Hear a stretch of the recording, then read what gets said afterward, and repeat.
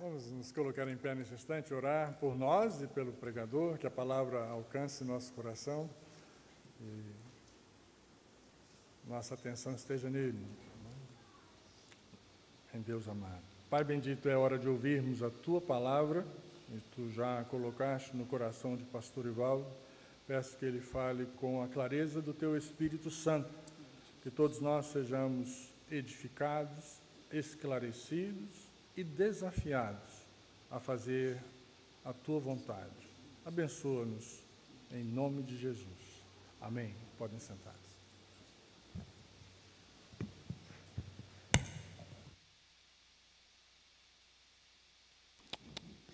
Bom dia, meus queridos. Graça e paz a todos em nome de Jesus. Peço que você abra sua Bíblia no livro de 2 Reis, capítulo 5, versos 19 na parte B até o verso 27. 2 Reis, segundo livro dos Reis, capítulo 5. Está ali lendo na NAA.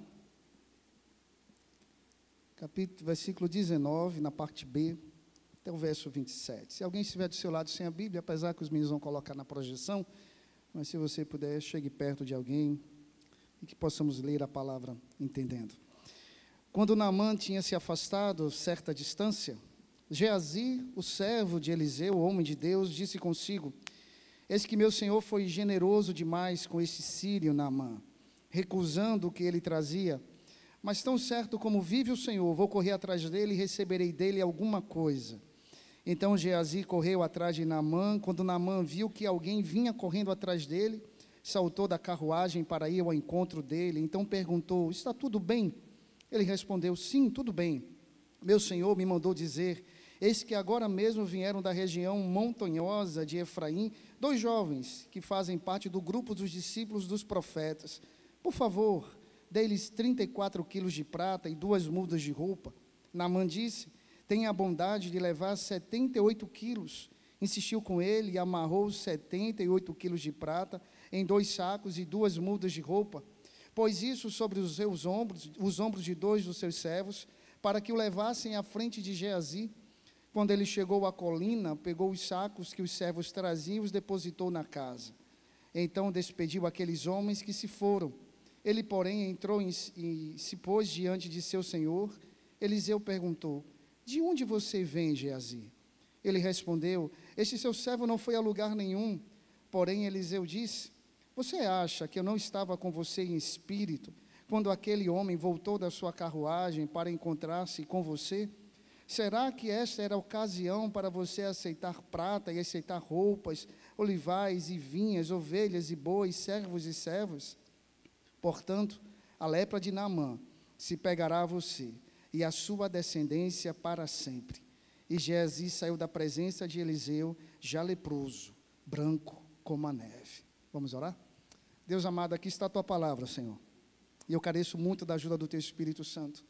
Que no nome de Jesus possamos encontrar contentamento em Ti, apesar das circunstâncias. Em nome de Jesus. Amém. O tema dessa mensagem é os perigos do descontentamento em Deus. Contentamento, descontentamento, meus amados, é um ato ou um estado de insatisfação que gera certas consequências para a nossa vida. Nós estamos chegando aos últimos dias do ano e com certeza em algum momento da sua vida, não sei se toda a plateia aqui, mas em algum momento nós já nos sentimos descontentes com Deus. Oramos, pedimos que Deus nos abençoasse e Ele não nos abençoou. Clamamos por algo da parte de Deus e Ele trouxe apenas o seu silêncio diante de nós. Nós fizemos planos, planejamos algumas coisas para esse ano e até aqui, embora a provisão do Senhor não tenha faltado, o pão tenha vindo sobre a nossa vida, a porta de emprego foi aberta, ainda assim, algumas pessoas sentem o descontentamento em Deus, porque queriam que Deus fizesse algumas coisas a mais. É essa a situação que nós venhamos a refletir.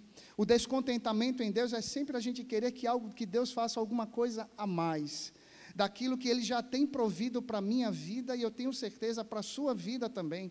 Por exemplo, você deve ter orado ao longo desse ano para que Deus abrisse uma porta de emprego. E eu tenho certeza que Deus abriu, mas às vezes a gente está naquela porta de emprego que Deus abriu e a gente começa a reclamar. salário é pouco, o chefe é chato, eu não tenho tempo para mais nada. Às vezes você gostaria muito que Deus lhe desse uma noiva, um marido, uma esposa, e Deus fez isso. Daqui a pouco, alguns casais estão reclamando do seu cônjuge. Nós vimos ontem nas fases do casamento, nas estações que há no casamento, na vida matrimonial, e a gente começa a reclamar. Ela já não é tão mais bonita assim como eu casei, ele já não é tão mais esbelto assim, a barriga cresceu. Ontem já estavam olhando para a minha barriga, pastor, está demais, eu tenho que diminuir esse negócio. O cabelo cai, a barriga cresce, as coisas vão se desorganizando, meus irmãos. E graças a Deus que minha esposa, ela fez uma promessa, até que a morte os separe, então a barriga vai continuar crescendo. Não tem problema. Meus amados, nós entramos nessa situação do descontentamento. Estamos gratos a Deus por ter um filho na presença do Senhor, mas daqui a pouco a gente começa a fazer comparações com os outros filhos, porque o filho de fulano é mais educado do que o meu, porque ele fica parado no culto, porque ele é mais educado, e a gente começa a entrar nesse perigo do descontentamento com o Senhor. Pedimos ao Senhor que Ele nos dê uma igreja para a gente chamar de nossa. Daqui a pouco a gente começa a colocar vários defeitos na igreja. O louvor não é tão agradável assim, os pastores nem se falam, principalmente o que vai pregar essa manhã. A gente começa a colocar defeito porque o ar-condicionado está gelando demais, porque isso, porque aquilo. Há sempre algo no nosso coração que a gente entra nessa armadilha do descontentamento. Parece que nós nunca estamos satisfeitos com aquilo que o Senhor tem nos abençoado. De onde nasce o descontentamento? Bom, Tiago capítulo 1, verso 14, vai dizer que nasce dentro de nós o nosso próprio coração. A cobiça nos engana, nos seduz, nos leva a fazer aquilo que a gente não queria fazer. Observem o texto. Geazi, um servo do homem de Deus, do profeta Eliseu. No capítulo 4, versículo 8, Geazi aparece em cena. Logo depois que Eliseu passar por Suzém e ver uma mulher sunamita, faz moradia na casa daquela mulher. Geazi acompanha Eliseu, vê os milagres que Deus fazia por intermédio do profeta. Há um certo momento no capítulo 4 que aquela mulher perde o seu filho. Embora Eliseu tinha profetizado sobre ela, dizendo que ela teria um filho, ela tem o filho, mas logo em seguida esse menino morre. Então Eliseu manda que Geazi vá com a sua vara, com o seu bordão até a casa daquela mulher, estenda aquela vara sobre o menino para ressuscitar o filho. Isso não acontece. A gente vai entender depois por quê. Logo então, Eliseu é que vai à casa da mulher, da sunamita, se deita sobre o menino, então ele vem à vida.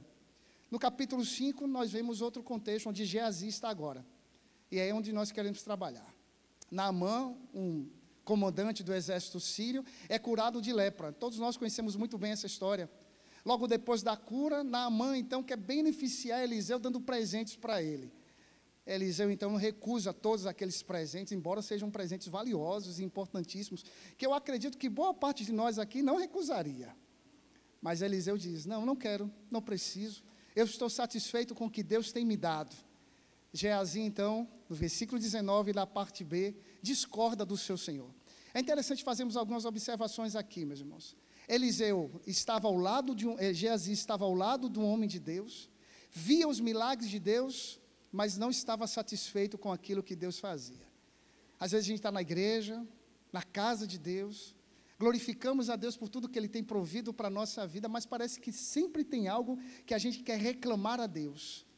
Senhor, eu não estou satisfeito com isso, eu não gostei disso, o Senhor poderia melhorar nisso, poderia fazer outra coisa para mim, eu oro, eu vou à igreja, eu dou o dízimo. A gente está na igreja, a gente vê os milagres, a gente vê a manifestação, acompanhando a mãe de Esté esses dias internada, lá na policlínica, e conversando com ela, e ela manda uma mensagem agora, pastor, estou indo para casa, obrigado pela oração da igreja, obrigado porque a igreja não falta, e Jesus não falta conosco, meus irmãos, é fato, sejamos sinceros, quem de nós aqui não gostaríamos que Deus abençoasse a gente um pouquinho mais? Quem de nós aqui não? Eu garanto que sim, eu queria que Deus abençoasse um pouquinho mais, mas isso não quer dizer, se Ele não me abençoar, além daquilo que eu gostaria, que eu vou abandonar o Senhor. E é o seu comportamento que muitas pessoas fazem. Oram, quando Deus não abençoa, sai da igreja, desiste de caminhar com o Evangelho, desiste de estar na presença de Deus. Geazi aqui discorda do seu Senhor. E muitas vezes nós estamos discordando da forma como Deus trabalha. Lembra do povo peregrinando pelo deserto? E logo depois que, na primeira vez que o povo tem sede, qual é a ordem de Deus para Moisés? Toque na rocha. E Moisés é obediente, toca na rocha, a água sai, sacia a sede do povo, está tudo certo. Se eu não estou equivocado, em Números capítulo 20, logo depois, um outro momento, o povo está com sede. Qual é a ordem agora para Moisés? Eu pergunto e vocês respondem? É para fazer o que agora? Fale a rocha. Moisés, cheio de si, já entendendo como é que era feito o negócio, já leu a cartilha toda, o que é que Moisés faz então? Fere a rocha. O problema não está só aí, logo em seguida ele reúne o povo colocando o copo lá para beber água, ele e Arão se enchem de si e dizem assim: até quando nós vamos ter que resolver o problema de vocês? Grifo meu. Consequência disso, Arão morre, Deus mata Arão, tira a roupa dele diante dos filhos, mata ele na hora, assim, nu. E a consequência para Moisés é: você não vai entrar na terra prometida, você vai ver. A falta de contentamento em Deus, meus amados, faz a gente ser rebelde com o Senhor. Eu tenho certeza que ao longo desse ano não faltou para você o básico para você viver, amém?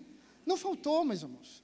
Mas é fato, a gente sempre quer alguma coisa a mais. E quando chega nesse período do ano, como a gente gostaria de receber um presente a mais? É um amigo secreto, é o 13º que você faz algum planejamento para tê-lo, mas ele não chega, é umas férias, é alguma coisa, é um presente inesperado. A gente entra nessa armadilha e a gente começa a questionar a Deus e começa a ficar insatisfeito, porque está chegando agora o culto de Réveillon e ainda não comprei meu sapato novo, escarpão, não comprei o meu mocassim, não comprei a roupa nova, e a gente fica naquela coisa. E olhe direitinho que quando você chegar em casa, vai ter lá um sapato que você mal usou ao longo do ano, vai ter a sua roupa lá guardadinha. Mas o que é que os irmãos da igreja vão dizer? Já digo para os irmãos, vou repetir a roupa, meu irmão. Não tem que agradar ninguém, a gente tem que estar glorificando a Deus, porque Ele não tem deixado faltar nada para a nossa vida. Passada essa parte da introdução, eu gostaria de entrar aqui em alguns pontos práticos, rápidos para a sua vida. Se você quiser anotar, anote isso, abra seu bloco de nota aí no seu celular só para isso, ou rascunhe os perigos do descontentamento em Deus. A primeira coisa que nós aprendemos, meus amados, o descontentamento em Deus faz que a gente busque qualquer coisa. Versículo 19 na parte B. Olha o que Geazi diz, se você não fechou sua Bíblia.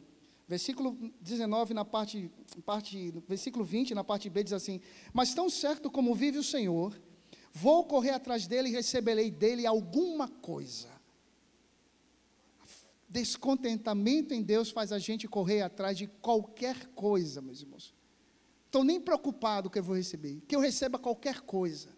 E é isso que muitas pessoas estão fazendo hoje. Vêm à igreja no domingo buscando alguma coisa da parte de Deus, e quando elas não são supridas em suas necessidades, amanhã estarão em alguma outra igreja, talvez essas igrejas que garantam para você que você vai vencer, que você não nasceu para ser cauda e sim cabeça, que as coisas vão mudar na sua vida, e aí você vai e talvez você não tenha essa resposta. Na terça-feira você vai em alguma outra religião, buscando qualquer coisa. Deixa eu dizer algo para você, meus irmãos. Deus não nos dá qualquer coisa. Ele nos dá o melhor dele, que é Jesus Cristo, que habita dentro de nós. Deus não nos presenteia com qualquer coisa. Se você já foi pego na pegadinha do amigo secreto, e é onde a gente teve um leilão, né, Célia? E as pessoas ali entusiasmadas, o que será que tem nessa grande caixa? E algumas surpresas foram reveladas. O amigo secreto é mais ou menos isso. Você compra um grande presente, um presente valioso, dá para uma pessoa na expectativa de receber dela pelo menos um presente compatível. E de repente o presente que você recebeu foi algo inferior. Como é que você fica? Feliz da vida, não é? A gente fica frustrado. Mas há aqueles que dizem assim: não, o que eu receber é lucro. Qualquer coisa que eu receber. Geazi vai ao encontro de Naamã para receber qualquer coisa. E na visão de Geazi, Eliseu foi muito bobinho. Eliseu era para ter recebido. Não, eu discordo totalmente de Eliseu. Pelo menos é assim que Geazi está dizendo. Senhor, discordo do Senhor, eu não posso perder essa oportunidade. E eu trago uma palavra aqui não só para os jovens, a juventude da nossa igreja, mas cuidado com as oportunidades que o mundo oferece para vocês. Não vão buscar qualquer coisa, mas busquem todos os dias o reino de Deus, e Ele satisfará os desejos do coração de vocês. Não se apegue a qualquer coisa, porque Deus, o Deus que nós temos, como Paulo vai dizer em Filipenses capítulo 4, verso 19, Ele suprirá todas as nossas necessidades em Cristo Jesus. Deus não nos abençoa com qualquer coisa, meus amados. Como a sua palavra diz, Ele nos abençoa com o melhor dessa terra. Jeremias capítulo 29, verso 13, Deus falando por intermédio do profeta Jeremias, diz: esse povo cava cisternas, mas não tem como reter a água. Eles estão se esquecendo de mim, viraram as costas para mim. Você deve lembrar muito bem que o povo, quando estava no deserto, via o maná cair, daqui a pouco começavam a murmurar, reclamar do Senhor. A gente quer qualquer coisa, Moisés, mesmo que Deus tenha que nos levar de volta para o Egito, porque esse descontentamento faz isso na nossa vida, meus irmãos. Deus não está reservando qualquer coisa para você. Há uma canção que diz que o melhor de Deus está por vir. Discordo. O melhor de Deus já veio para a minha vida e para a sua vida, chama-se Jesus Cristo de Nazaré. Ele é a razão da nossa vida. Senhor, obrigado, porque ao longo desse ano o Senhor não deixou faltar nada. Nada, absolutamente nada. Eu planejo 2025, está aqui minha agenda, Senhor, está aqui os meus planos, os meus projetos. Já fiz o planejamento para a juventude. Tem tanta coisa para a gente realizar, Senhor. Me ajude a fazer isso. Mas faça tudo de acordo com a tua vontade. Que todos os nossos planos, que todos os meus sonhos estejam alinhados com a tua vontade, Senhor. Obrigado, porque ao longo desse ano, ainda que a sua saúde e a minha saúde tenham oscilado, graças a Deus o Senhor não deixou faltar nada para a nossa vida, meus irmãos. Senhor, obrigado, porque ao longo do ano, ainda que a porta de emprego tenha fechado, o Senhor é um Deus que sempre abre um escape para a gente. O Senhor não é um Deus que nos abençoa com qualquer coisa.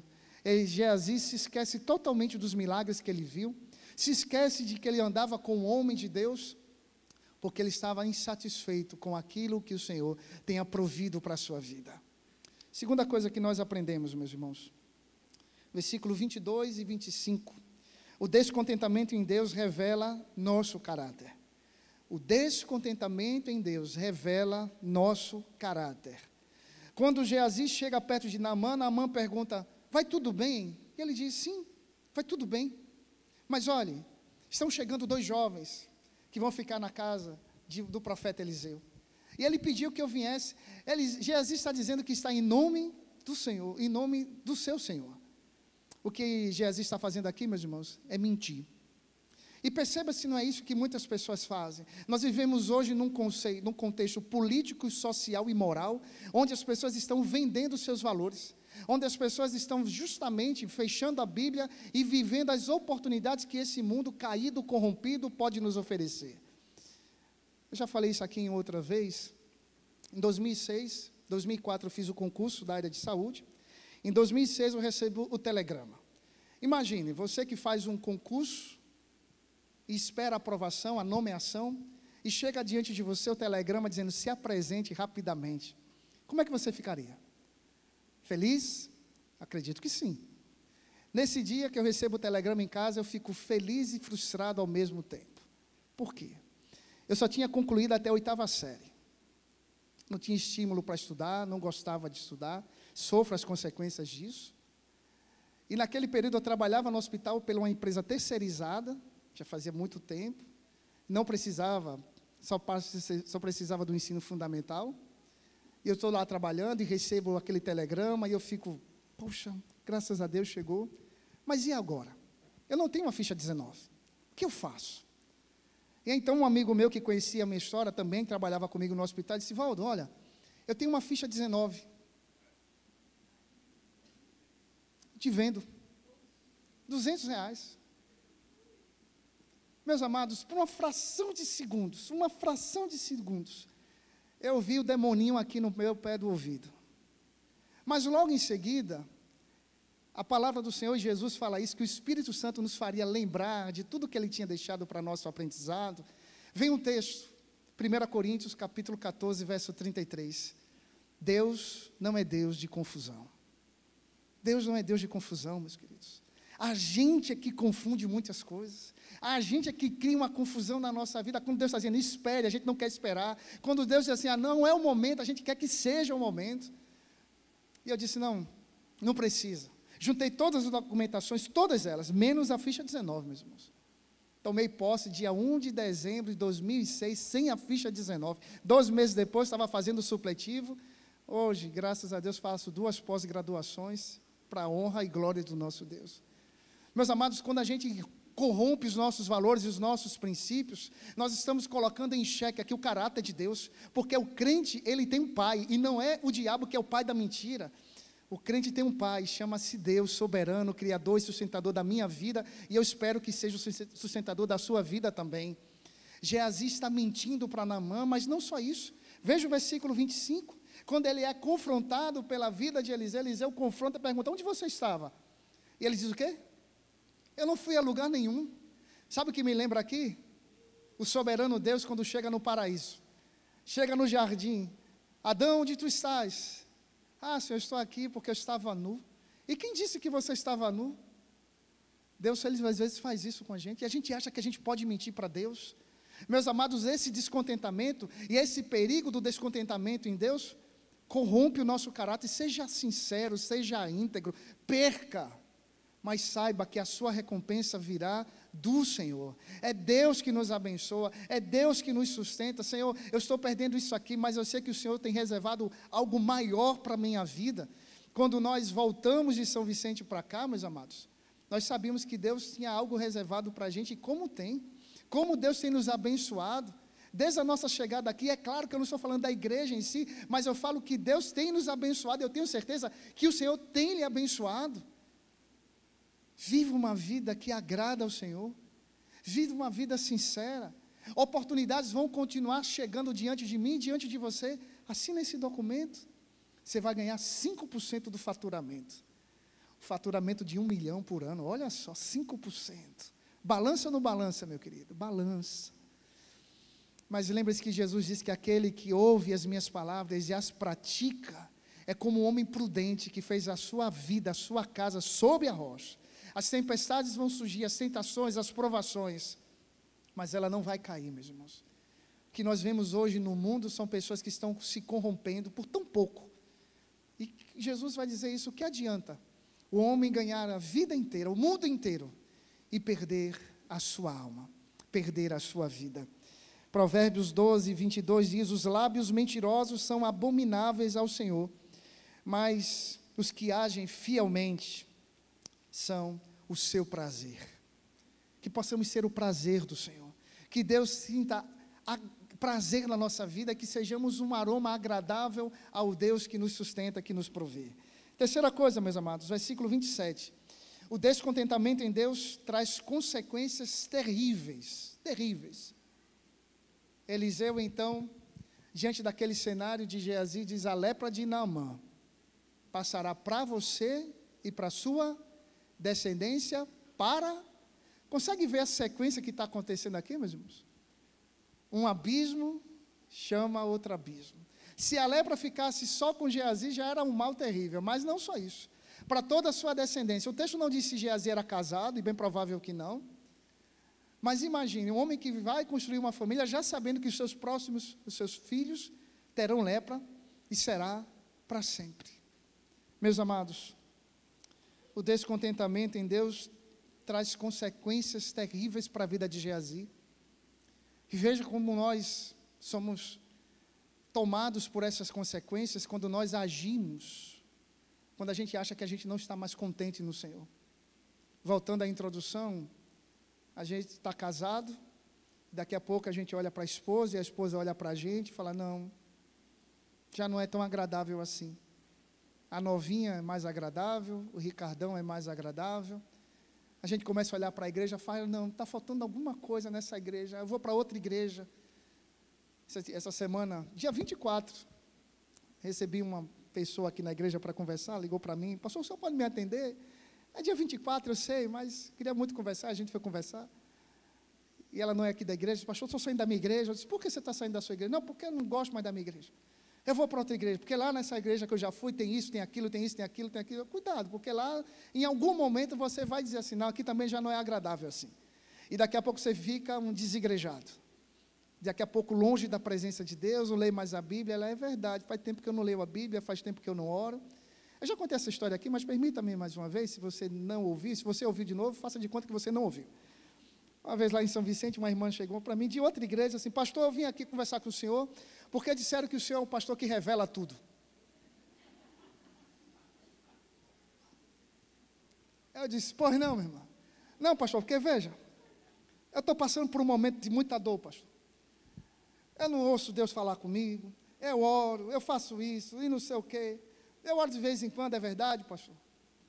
E eu disse, tá certo, meu irmão, vamos orar? Qual a sua igreja? Ela falou o nome da igreja lá, essas igrejas assim, né? Meio... Os irmãos entendem, né? Aí eu disse, vamos orar, minha irmã. E eu orei, peguei no ombro dela, segurei bem firme, Deus abençoe tua filha, Senhor. Ela que não ora, que não lê a Bíblia, que não jejuma, que não te busca, que não dizima, que não está com o coração quebrantado. E ela começou a chorar, disse, é verdade, o Senhor revela tudo, pastor. Na hora, meus irmãos. Descontente em Deus. Sempre quer alguma coisa a mais. E essa cilada tem tomado conta do nosso coração. A gente está sempre querendo alguma coisa a mais de Deus. Só que a gente esquece, meus irmãos, que há consequências. Deus te deu um emprego, você está empregado, louve ao Senhor, trabalhe, tenha uma vida íntegra, mesmo quando o seu patrão não estiver lhe vendo. Tiago vai dizer isso. Sirva ao Senhor. Está casado, segura esse negócio, meus irmãos, é até o final. Como o pastor Manga diz, ele enterra a Célia, mas não se separa. É ele que diz, sou eu não, só estou confirmando aqui. Não é isso mesmo? É isso mesmo. Está dizendo que você vai morrer primeiro. Né?